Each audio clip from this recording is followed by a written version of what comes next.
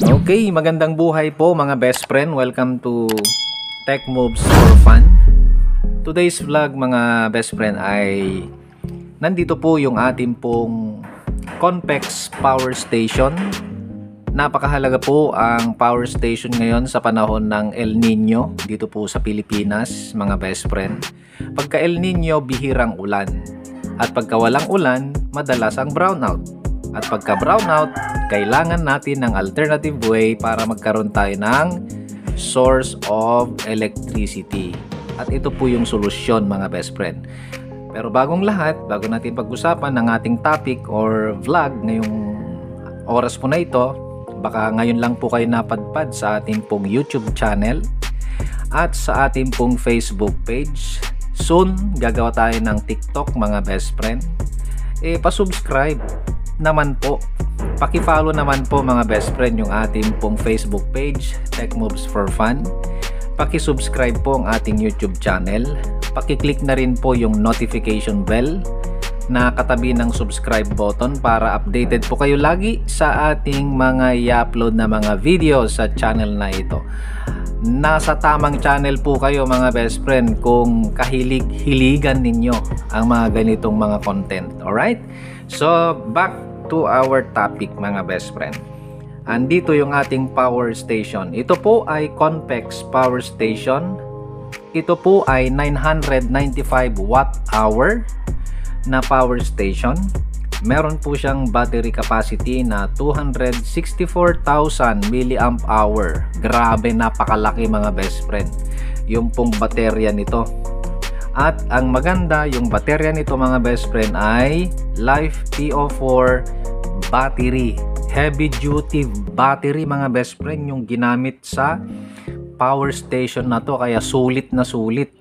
Okay, ito din po ay pure sine wave yung kanya pong inverter mga best friend, at saka meron siyang built-in BMS at saka 60 Hz na rin po ito.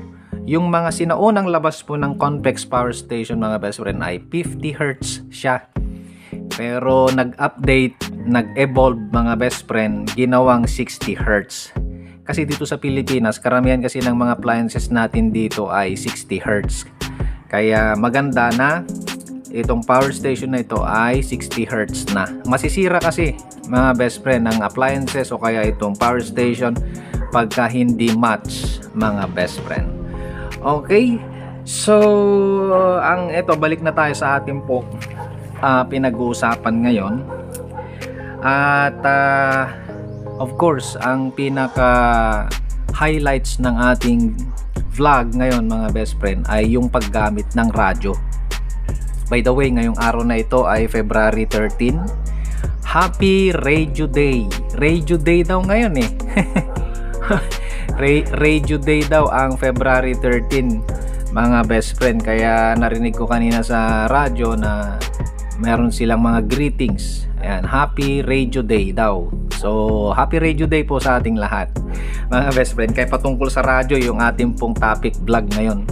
Kasi nga naman mga best friend, kapag pumupunta tayo sa iba't ibang mga lugar, halimbawa nagha-hiking tayo, nag-adventurous tayo, pumupunta tayo sa mga lugar na walang kuryente, lalo na sa bundok mga best friend, o kaya gilid ng dagat. Syempre obviously walang mga kuryente doon. Kailangan natin ng source of power or electricity. Kaya ito, meron tayong power station Conpex. Lalo na kung mahilig tayo sa radyo for communication purposes mga best friend. Ito po ang tinatawag na legit. Ito yung tunay na tinatawag na free energy mga best friend. Ito yung tunay na free energy.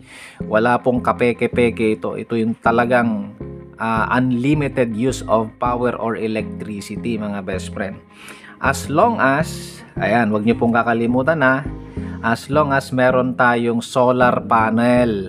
Ayan, kailangan natin ng solar panel. Ang kaganda ng Conpex Power Station na ito, pwedeng i-charge using solar panel mga best friend. Okay, as long as meron kang EC5 connector, dito po ikakabit. Ayan. Meron akong review, hanapin nyo po dyan sa aking mga videos dito po sa YouTube mga best friend, yung pong full review ko sa complex power station. Ilalagay ko yung link dyan po sa description area mga best friend, okay?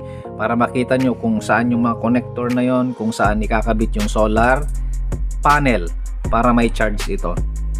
Ngayon, pwede nating i-charge itong power station na ito directly from solar panel na hindi tataas sa 120 watts. Okay? Pero marahil tanong nyo, sir, paano kung mas mataas sa 120 watts yung aking solar panel? Pwede pa rin po, pero wag nyo pong ida-direct dito mga best friend. Gamit po kayo ng solar charge controller kapag more than 120 watts na yung inyong mga solar panel mga best friend. Okay, wag nyo pong kakalimutan yan para hindi masira yung ating pong power station. Okay? So, ayan, mahilig tayo sa radyo. Andito ngayon, meron tayong Kenwood TH234. Eto po. Okay? Sa mga nakaraang mga vlogs natin ay iba't ibang radyo ang ating pong ipinakita sa inyo gamit ang complex power station. Ngayon, sa Kenwood naman tayo, Kenwood TH234 portable radio. So, pwedeng maging porta-base ito kasi meron siyang built, ang tawag dito, DC in, ayan, power. Pwede sa baterya mga best friend. Kaya eto, gagamit tayo ng power supply, regulated power supply. Ito po ay 6 ampere. Ayan, syempre kailangan natin ng connector para sa DC in dito sa radyo. Okay, so i-demo ko na po sa inyo mga best friend para makita po ninyo. Alright, so let's see kung nakafocus pa rin. Ayan, nakafocus. So syempre kailangan nating i-on mga best friend. I-long press lang natin yung on. Ayan, nag-on na siya. Ngayon, ang kagandahan ng power station na ito, bawat panel mga best friend, eto, pakita ko, tanggalin na lang natin sa CP holder. Ayan, ang kagandahan po ng pong power station na ito, pasensya na kayo sa mga sapatos dyan sa paligid mga best friend, okay? So wala po tayong ibang connection mga best friend wala doon sa paligid doon mga best friend, wala tayong ibang connection dyan. Galing talaga yan sa power station. Ayan, naka-on na siya 99%. So every panel mga best friend, isa, dalawa, tatlo, meron siyang kanya-kanyang switch. Ito walang kuryente ito kasi hindi pa naka-switch. Pati dito walang lalabas na power dyan kasi walang switch. Even dito walang lalabas dyan sa cigarette port kasi hindi naka-switch. Ngayon dito, syempre ito yung gagamitin natin para dito sa power station or power supply. Ito yung gagamitin natin mga best friend. Kaya gagawin natin, ilong press natin ito, pinaka-switch nya. Ayun, nag-on na. Nag-on na yung kanyang inverter, yung tumunog. So meron ng kuryente na lumalabas dito mga best friend. So for safety purposes na rin yun sa mga user. Malay nyo, may mga bata na bigla-bigla na lang magtutusok ng kung ano-ano dito. Naku po, makukuryente yung mga bata na yun. So isaksak na natin ito. Yan. Okay, so ito po yung connections natin. Wala po tayong ibang connection dyan mga best friend. Okay, eto, walang ibang wire mga best friend o di on na natin. Naka-on na ba? Hindi pa. Ayun nag-ilaw na. Nag-ilaw na mga best friend. Yan, ito yung tinatawag na unlimited power use. Nasa gilid ka ng dagat, nasa bundok ka, basta may solar panel ka, ito yung tunay at legit na free energy mga best friend. Alright, so syempre isaksak na natin yung DC in nya. Itong problema pag iisa na ang kamay na ginagamit, hawak ko kasing cellphone, pumasok ka, dali nga. Ilagay ko na nga lang dito muna sa CP holder mga best friend. Yan.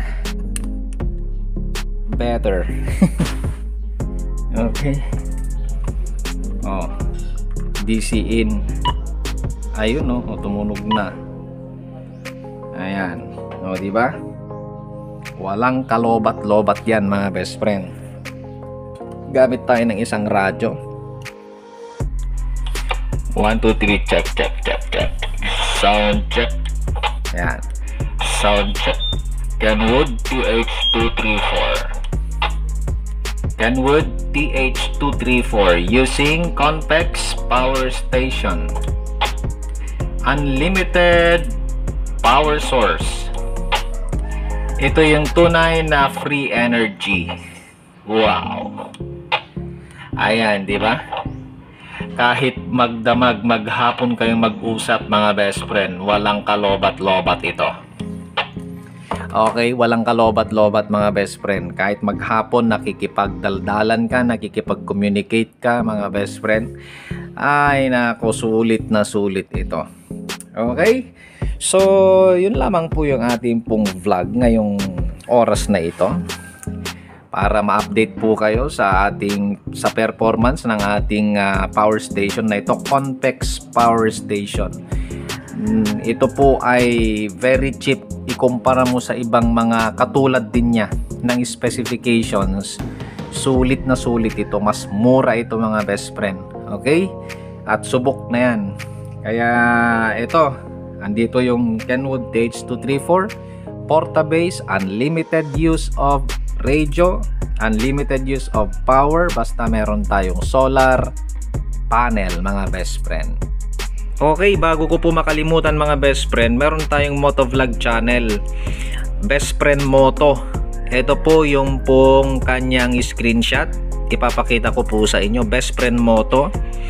Meron tayong Facebook page, YouTube channel niyan, at saka TikTok, and then of course Instagram, Best Friend Moto. Baka sakali, mga best friend, mahilig kayo sa pagmomotor. Ayan, sa mga sasakyan, motor, ganyan, mga pasyal-pasyal, ganyan, kung ano-ano, basta travel. Okay, gumawa tayo, mga best friend. Baka pwedeng paki-follow naman yung ating pong Facebook page, Best Friend Moto. Pa-subscribe din po sa ating YouTube channel na Best Friend Moto din. Sa TikTok meron din, Instagram, pare-parehas lang yan na Best Friend Moto.